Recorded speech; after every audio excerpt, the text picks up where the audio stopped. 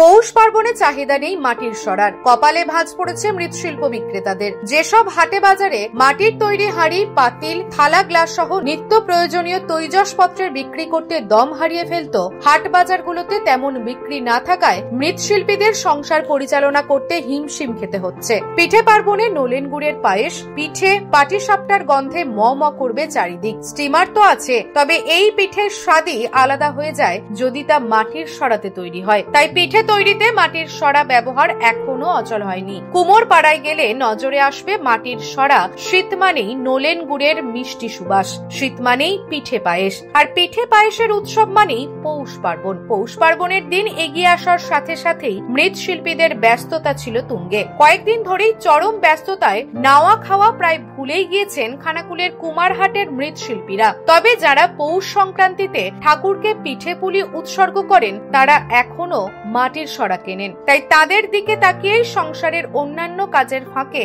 সরা বানানোর এই কাজ করে কিছুটা অতিরিক্ত উপার্জনের আশা করেন কুমোরেরা। কিন্তু নেই চাহিদা। কিন্তু মাটি কাটা, মাটি বিক্রি বন্ধ করে দিয়েছে সরকার। সেই কারণে মাটি না পেয়ে সেইভাবে যোগান দিতে পারেনি খানাকুলের মৃৎশিল্পীরা। মাটির তৈরি সরাতে দোকানে নেই বিক্রির হিড়িক। যেসব হাটে বাজারে মাটির তৈরি হাঁড়ি, পাতিল, থালা, গ্লাস সহ নিত্য প্রয়োজনীয় তৈজসপত্রের বিক্রি করতে দম হারিয়ে ফেলত, হাট বাজারগুলোতে তেমন বিক্রি না থাকায় মৃৎশিল্পীদের সংসার পরিচালনা করতে হিমশিম খেতে হচ্ছে। এই বিষয়ে খানাকুলের মৃৎশিল্পীরা জানান, শীতে অক্লান্ত পরিশ্রম করে সরা ঢাকন তৈরি করলেও এখন আর আগের মতো সরা ঢাকনের চাহিদা নেই। কারণ বর্তমানে শীতের দিনগুলিতে হাটে বাজারে পিঠে পুলি বিক্রি হয়। বাড়িতে পিঠে পুলি বানানো এখন আর অনেকেই নিজের ঘাড়ে নিতে চান না। সরা ঢাকন বিক্রি আগের থেকে অনেক কমে গেছে। দেখুন, আমাদের পূর্বপুরুষ থেকে মৃৎশিল্পের কারবার চলে আসছে, বাবার আমল থেকে আমরাও শিখেছি। কিন্তু আমাদের যে প্রজন্মের আরও সব ছেলেমেয়েরা সব শিখতে চায় না,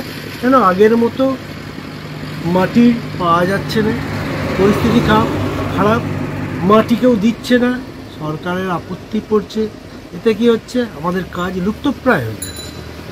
এতে যদিও পাল পার্বণে আমাদের কেউ পিঠের সরা এইসবগুলো বিক্রি করতে পর্যাপ্ত পরিমাণে পয়সাও পাই। সমস্যা হচ্ছে যে মাটির জন্য তুলতে গেলে সরকার আপত্তি করছে যে মাটি তোলা চলবে না, এবং আমরা যে সরকার থেকে কীভাবে যে এইভাবে এই ব্যবসাটাকে রাখবো বা চালাবো সেটা আমরা ভেবে পাচ্ছি। প্রচণ্ড কষ্ট আমাদের। শীতকালে সন্ধ্যায় কাজ করা যায় না। এবার মোটামুটি এখন তো বিক্রি বাড়াও সেরকম নেই।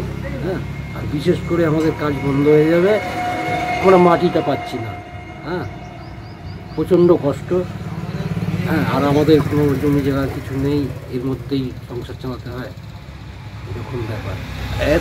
কিছু বিক্রি হয়, এখন আবার সব আবার পেতলের সব করে নিচ্ছে।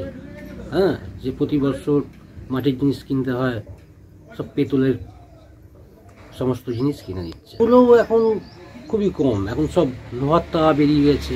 আগে যে তাওয়া বিক্রি হয়েছে, লোহার তাওয়া বেরিয়ে গেছে।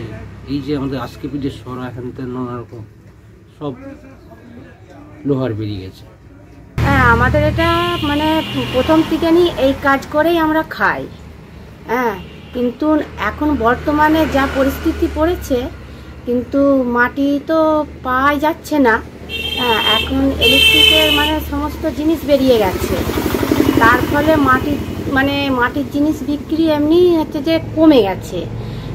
তামা, স্টিল, বিভিন্ন মানে জিনিস বেরিয়ে যে সেই সবই মানুষ ব্যবহার করছে।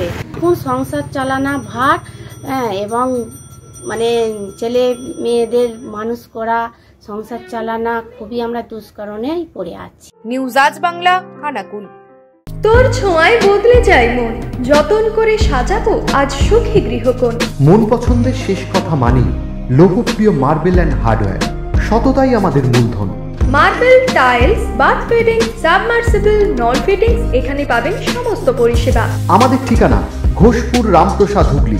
যোগাযোগ 8170926495 অথবা 7363023971। তাহলে আর দেরি কেন, আজই আসুন লোকপ্রিয় মার্বেল অ্যান্ড হার্ডওয়্যারে।